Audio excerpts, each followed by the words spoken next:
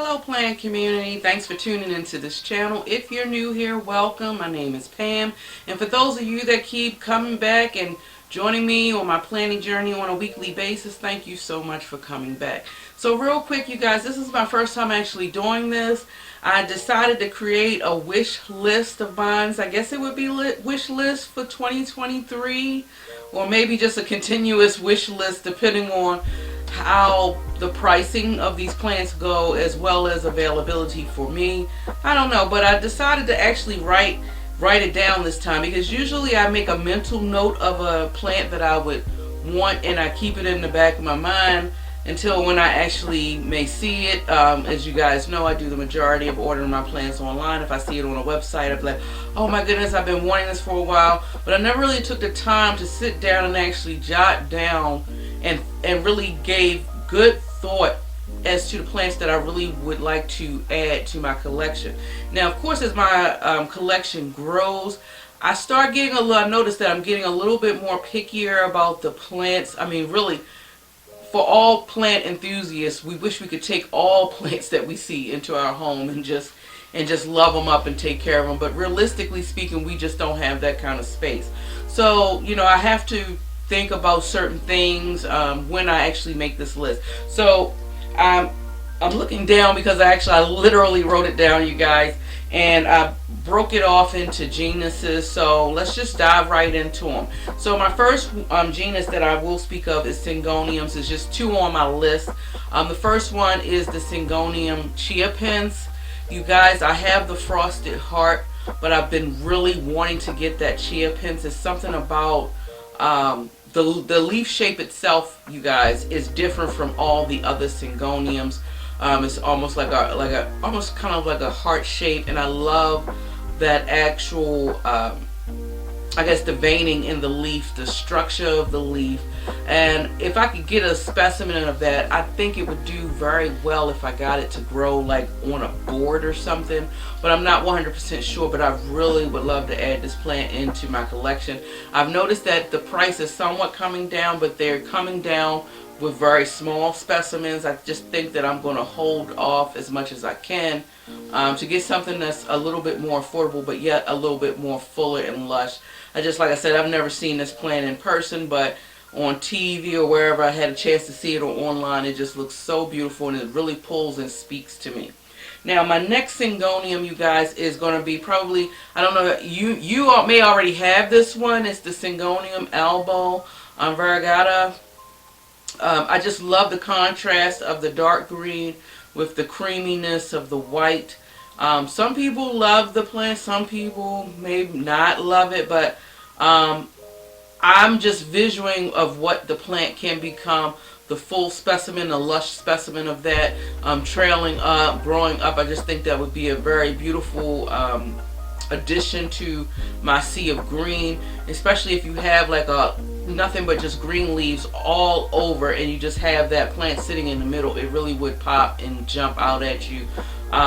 This one is another plant. I believe the price has somewhat come down, and I do believe that I will be able to afford this one, and I plan on trying to get a hold of it actually in spring. So we'll wait and see if I'll actually be able to get this one, but I'm excited at knowing the fact that I am able to do so. Okay, so my next genus that I'll talk about is Philodendrons. Man, really, the list of philodendrons really for me could probably go on and on and on, but philodendrons, if grown well, can be very vigorous growers, very monopolize a lot of space. So you got to be strategic with the philodendrons that you pick, I think, in my personal opinion, depending on your space and lighting conditions that you have. But anyway, my first one that is on my list that I want to get is the Philodendron tortum. It's something about the skinniness of the leaves. It really speaks to me in regards of, I guess, that jungle vibe that I'm really soughting after. You know, when I think of a jungle feel, I think of more like a vacation, actually a tropical island. And certain plants that I have in my collection, and not all, but certain ones in my collection, give me that feel where I can just be literally just basking in the sun, taking in the scenery and the fresh air, my favorite beverage, and you know, you can just get away mentally in your mind, and that plant gives me that feeling, and I feel like I just really need to have that one in my collection. Now my other philodendron is the Philodendron bilietiae. I have not been able to see this plant, of course, in person. Is really all of them, to be honest. And I've seen some online. The price is still a little bit, the price is coming down, but it's still a little bit out of my price range.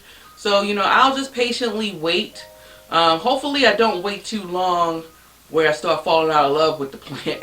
That sometimes I've actually had that happen. Y'all let me know if y'all have actually had that happen. Like, you know, you love the plant and be like, oh man, I gotta wait for it to come down. But, you know, you kind of like waited so long, and you get pieces of information and be like, and then you start falling out of love with it. I don't know. It happens to me from time to time. I hope this is not one of them, but I really do want it because I love the orange petiole. Of course, I love that shape of the leaf for the bilietiae, and I don't know, it just, these are the plants that's just speaking to me directly to my heart.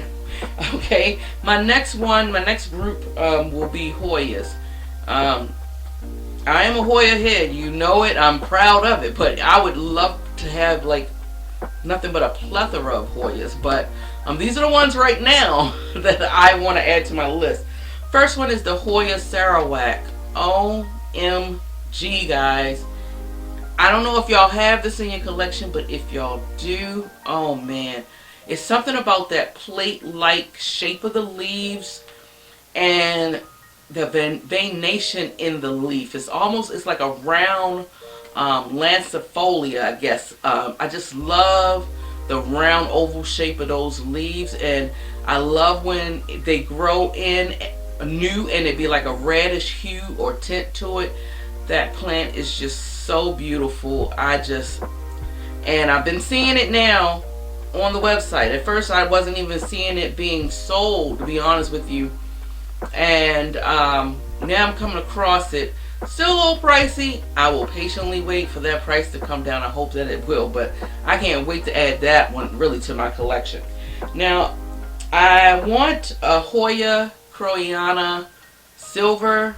I have the black, but if you see my last video of my plant update, that specimen is tiny, and I really wouldn't mind something like in a 4-inch planter for the silver one.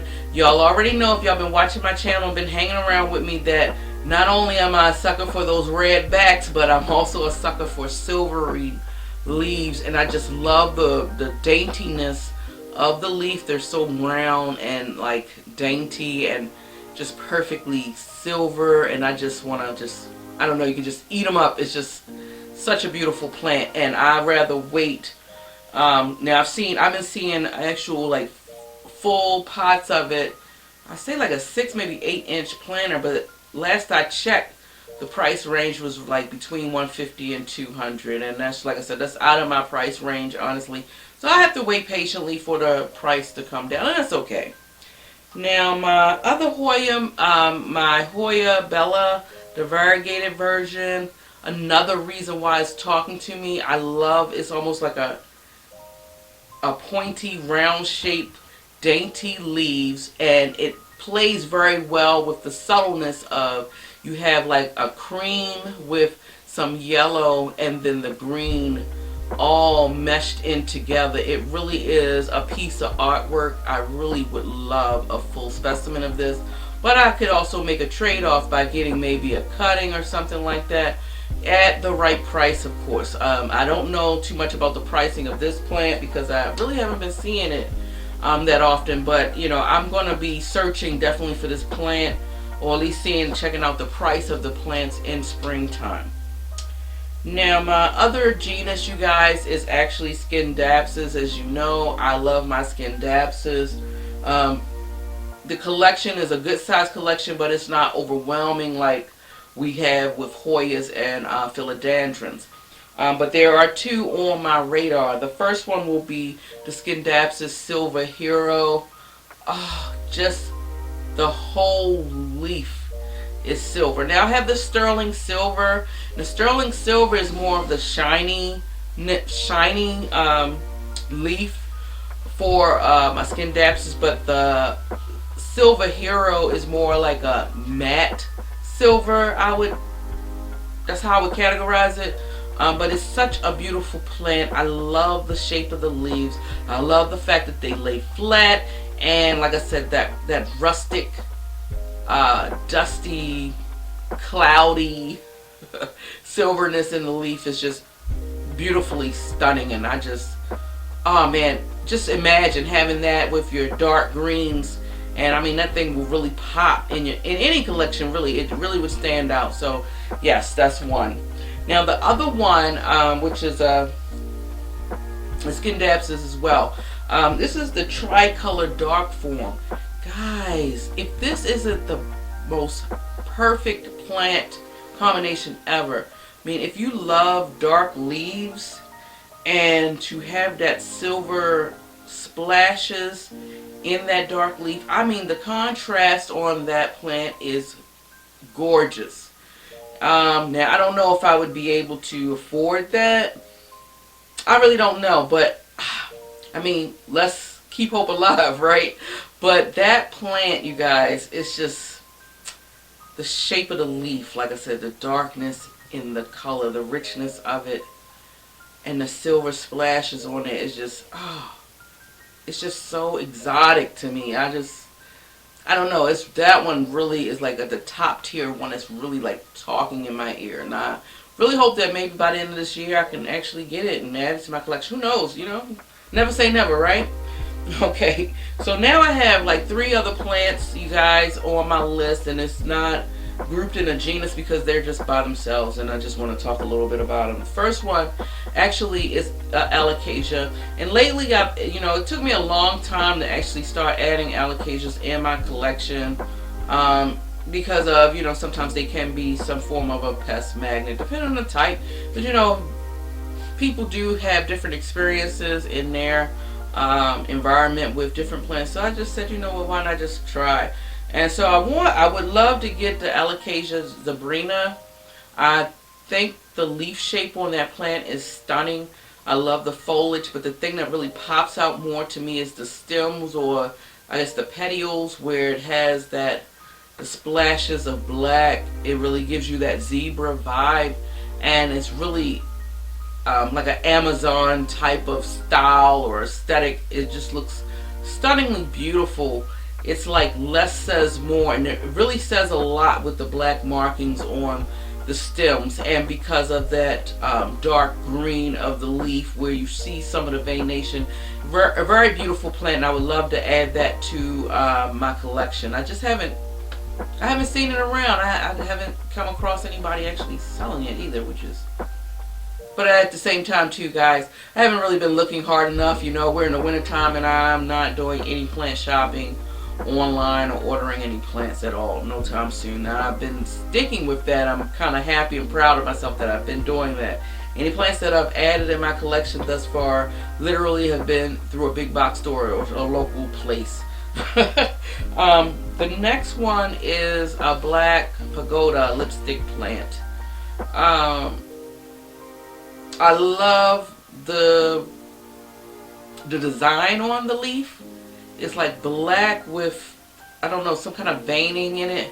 It's very different from the other lipstick plants that are out there, and that's what I want to add to my collection. Little splashes of differences, Sometimes you don't want, I guess, the same kind of leaf type and structure in your plant collection. Personally, I think, not trying to knock anybody if that's what you like, but for me it just seemed like it would be somewhat of a boring collection. So I like diversity in my collection, and that pagoda, I just think it would just make my collection really pop. The only thing about it is that plant, and from what I can see, I don't know if the price is going up. I've only come across small specimens, and I really don't want a small specimen. And when I say small specimen, I'm talking about cuttings of possibly like a 2-inch pot. I really would prefer to have like a bigger pot of this, something maybe like at least in a 4-inch. But I will patiently wait. I do believe, hopefully, maybe I can get that plant as well before the end of the year. I don't know. And anyway, my last and final plant, which is probably the top tier of my wish list, for obvious reasons, and that would be the Monstera Thai constellation. Guys, this is a plant that everybody is probably looking at, is after. Please let me know if you have this plant in your collection and how well it's been growing under your condition and care. Not quite sure if this is I've heard it could be a slow grower, and that's okay. This is at the top tier of my wish list, you guys, because probably out of all the plants that I mentioned, it has to be the most expensive one. And I've been seeing the price come down, but the down price is nowhere near my price range. So I will definitely have to wait very patiently if it's not going to take a few years before I can actually get my hands on that plant, which is okay, you know. I don't see me actually, I would be extremely surprised if it'd be a miracle, honestly, if I was able to get it in this year. But, you know, that is a plant that's been on my radar for some time, and it's just gonna, I guess, stay on my wish list until I be blessed or fortunate enough to be able to get it. But yeah, please comment below. Let me know if you have any of the plants that I actually made a mention of that's on my wish list. Let me know how they're doing in your care. Let me know if you even think it's a good idea for me to waste my time, money, and effort on some of these plants. I'm curious to know how well are these plants growing. You know, so that pretty much wraps up this video. I hope you enjoyed it, because I enjoyed making it. And as always, you guys, if you love foliage as much as I do, you love listening to planty things, definitely subscribe to this channel. Please give me big thumbs up. It really has been helping me out. It really has been supporting my channel. And for all of you who have been doing it, thank you so much. Enjoy your day wherever you are in the world. And until next time, guys, much love. Bye.